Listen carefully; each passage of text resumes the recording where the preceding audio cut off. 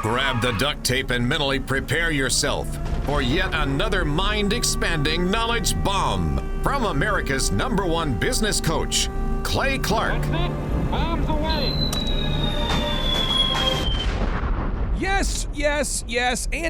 Welcome back to another exciting edition of the Thrive Time Show on your radio and podcast download. Today's knowledge bomb, we're talking about what, Mr. Chupp?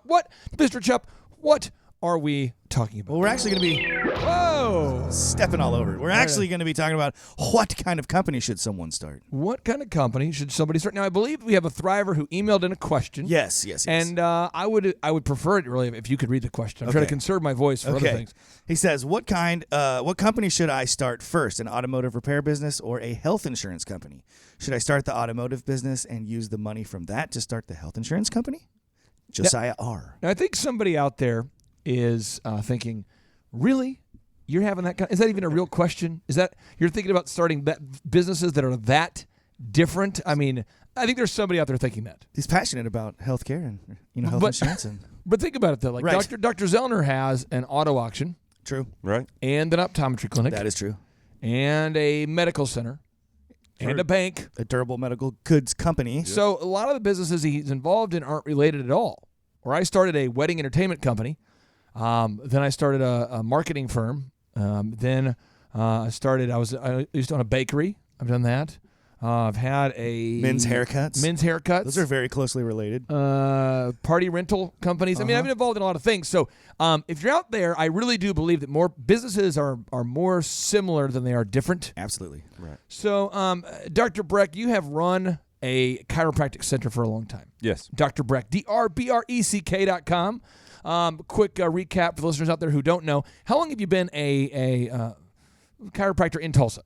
15 years. And before you were a chiropractor, I believe you were into football in high school? I was. When did it occur to you that you wanted to become a chiropractor? Actually in college. In college? Yeah. So I was headed to school to become a doctor. At that point, I knew I wanted to be helping people.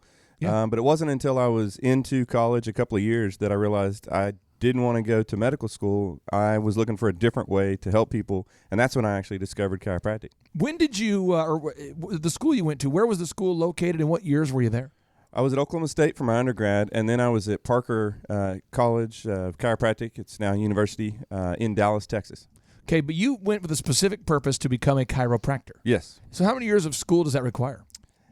Each school is a little different, but it's really a 4-year program. We had an accelerated program that I was able to do it in 3 years, just going nonstop. Nice. So 3 years from the start to finish, you were able to become a chiropractor? Yep. Yeah, now, some long, long days. Now, Chupp, for you went to college. I went to college. At Oklahoma State University. Correct. What did you study at Oklahoma University? And did you get a degree? I did. I studied business management and marketing. Did you get a degree? Yeah. Did you get 1 degree or 2? Well, if you look at the graduate sheets, I got 2, but they only gave me 1 because they said I'd have to pay for 80 more hours or 40 more hours to get another piece of paper. So, are you serious? I got 2 degrees. Okay, nice. All right, so you guys both went to college. Did. And Chupp, you now coach businesses of all different types. Yes. In your mind, what is the goal of a business? Having been here a long time, having been in the culture, attending the conferences, coaching clients, what is the goal of the business in your mind? It is a vehicle to get the business owner to where they want to be in life. Repeat that one more time. It's a vehicle to get the business owner to where they want to be in life. And Dr. Z says all the time, a business exists to serve you. A business exists to serve who? The business owner. So that's how that is the way that I would look through this, Josiah. This is how, when I look at your question, that's the filter that I see the world with. So whether you agree with my filter or not, that'll probably be the first point of where you go, I don't really like that answer. But Chupp, let's read the question one more time. Okay, what company should I start first? An automotive repair business or a health insurance company? Should I start the automotive repair business and use the money from that to start the health insurance company? Now, I have a very direct answer for you, Mr. Josiah. I believe you should definitely start an automotive repair business.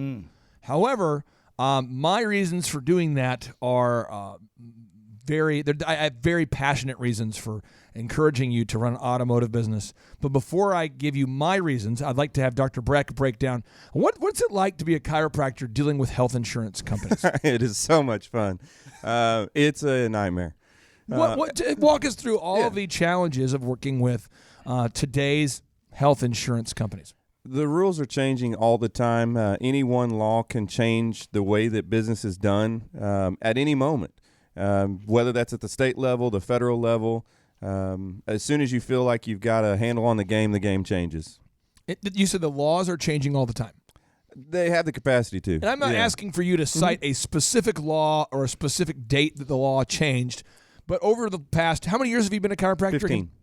Over the past 15 years, what are some changes that have happened with law that have impacted how health insurance works? Well, the Affordable Health Care Act impacted the laws greatly. Some people call that Obamacare. Obamacare. How did that impact you? Well, everybody, the patients' deductibles have all gone up. We've seen the cost to the consumer, the patient, has increased. So By how much? Like to 2%? Oh no, 10%? significantly. What do you think? If you had to guess, hundreds of percent.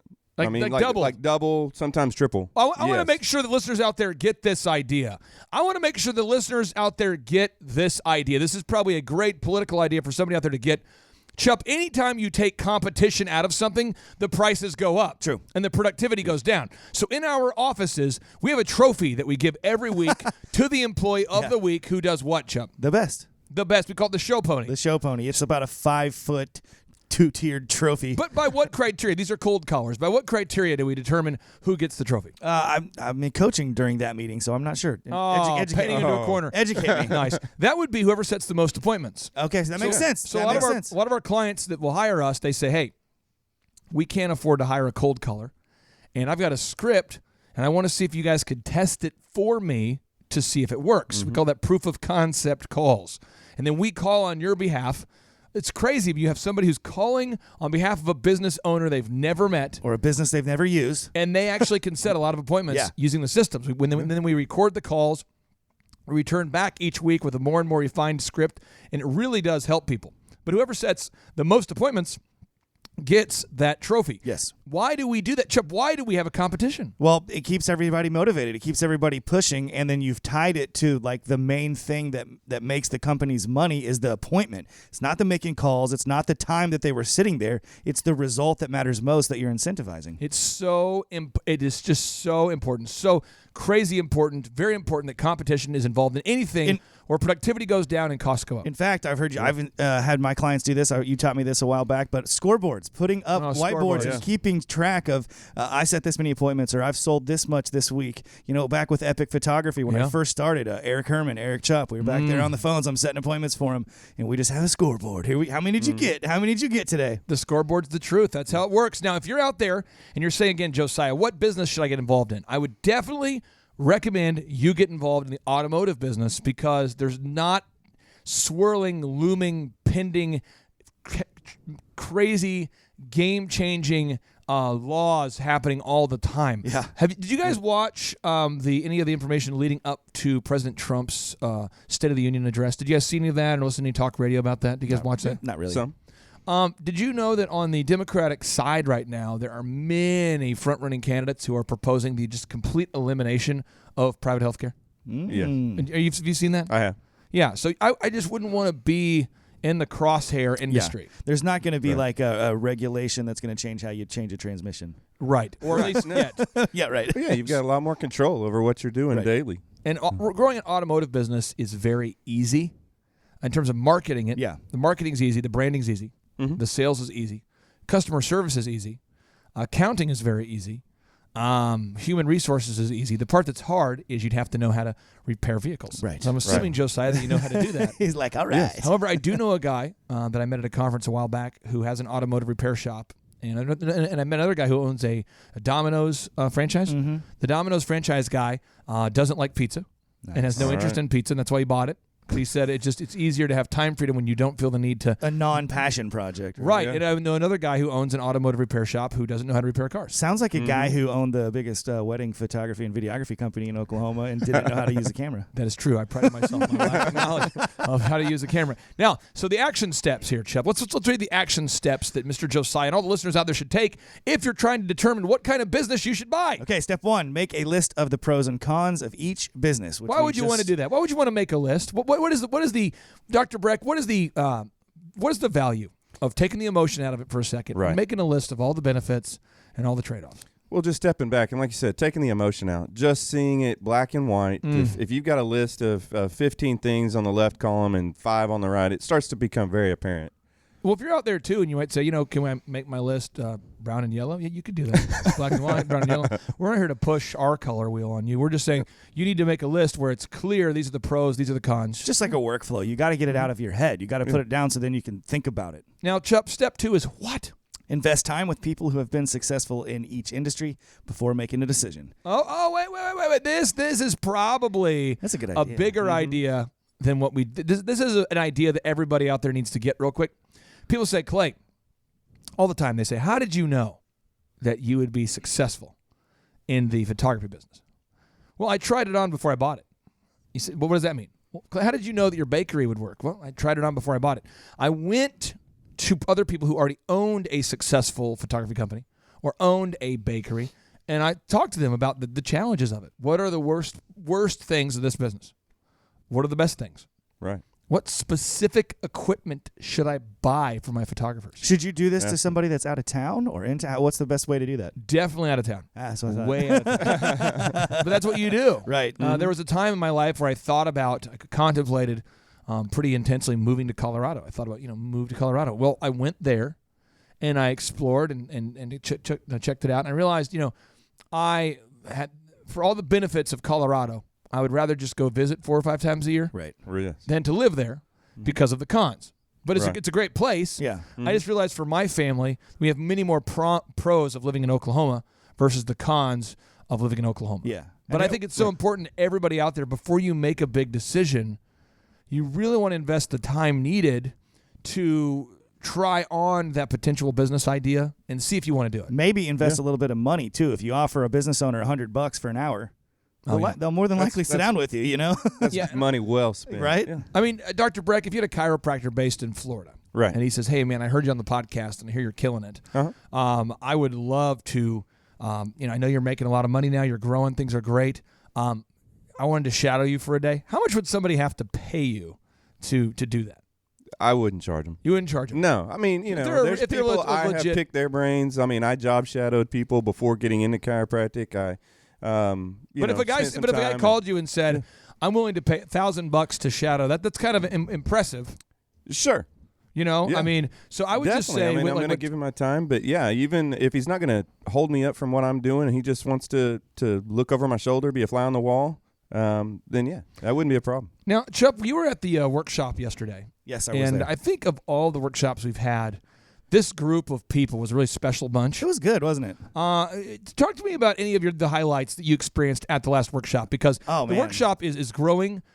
Every month, there's just more and more people coming. This one had, I feel like we had more multimillionaires at this particular workshop than we've had at previous ones. There was just cool. a lot of really successful people. One highlight was one of our newer clients. They've been around about a month and a half, but Zenvo, Kai and Dan. Those guys are great. They came in town and got to spend some time with them. One lives in Madison, Wisconsin. One lives in New Jersey, and been on the phone. So it was awesome to meet those guys, and you get to spend some face-to-face time. Can you explain what that company does? Yeah, they make these little cool lens attachments for your iPhone, and they're super high quality, but they're about a third of the price of their competition, and the quality is exactly the same. And so they are growing this company over the last 3 years. They're selling a lot of product. Yeah. I think on pace to do $10 million this year. Yeah, they're $100,000 a day. I mean, they're doing great.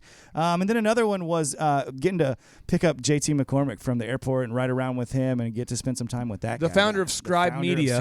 The CEO and president of Scribe Media was amazing story. You can't imagine. It makes me appreciate my parents in my life because he had a wild childhood and turned it around and is super successful father now and businessman. Scribe Media, just so listeners out there know, it's one of the largest self-publishing companies in the world. They've helped people. I think they've helped a little over 1,100 clients to self-publish their books. Right. And they've worked with a lot of celebrities, too, to do that. They charge you a flat fee of $36,000 to self-publish your book. It's a great deal for people out there that want to get the book done. Oh, it takes you 45 hours. So they literally will. You pay them half down or whatever. Right. That's amazing. Then they fly out to you and they interview you for a couple days. Yep. And then they disappear. And they come back, 4 or 5 months later, and you've got a book. And you've got a book, and it's not a ghostwriting situation. It's your book. It's your words that they take down and turn it into a book. It's a really powerful service. And this guy was actually named by Entrepreneur Magazine as the #1 place in America to work. Yeah. And you know what's really cool? Yeah. When we just Scribe like Media you, in just Austin, like, Texas. just like you predicted, when we picked him up, he wanted to see the venue, the night before. Yeah. So we drove back to the office. And What did he think when what did he say when he walked into the entrepreneurial Disneyland we know as the Thrive Time Show home offices?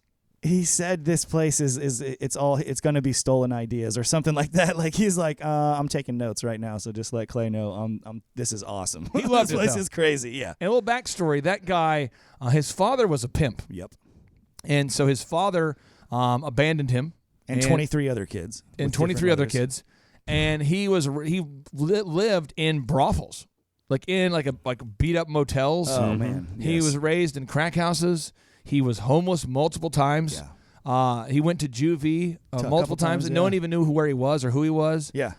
Couldn't really do well. Didn't really have an education at all, any type of education at all, till he was about 8th grade. He started having some type of regular education in his life. He said he went to school just because he knew there'd at least be a meal there. And he was born. He's half black, half white. And he said that the white kids would pick on him, Yep. and the black kids would pick on him. Everybody hated him. And He his went. mom. He went through this huge, Unbelievable. homelessness, poverty, racism, the whole thing. But he did it. He did it. Every excuse not to be successful. Every single one. Yeah. No, Was there anything he said to you anything he said at the workshop that stood out to you most, where you thought this right here, if there's an entrepreneur out there that has given me an excuse over the years for not being able to make their cold calls or write their content for their website or look at their numbers, they needed to hear that part. man, some of the stuff I honestly don't know that we should say on the radio show that he taught. Like it was some insane rough stuff from, I'm talking 6, 7, 8 years old, getting beat up by his dad's prostitutes, like beat up, ears bleeding, stuff like that. But the one thing that really stuck with me is whenever he wrapped it all up and he talked about perspective. He said, even everything I went through, there's some family on the shores of Syria thinking about setting sail on a raft, and they've had family members that died doing that 3 weeks ago. And so perspective, whatever you're going through right now, there's people in the world most likely that are doing way, way worse and in a way harder circumstance. So have perspective and just take account of your life and just keep moving forward.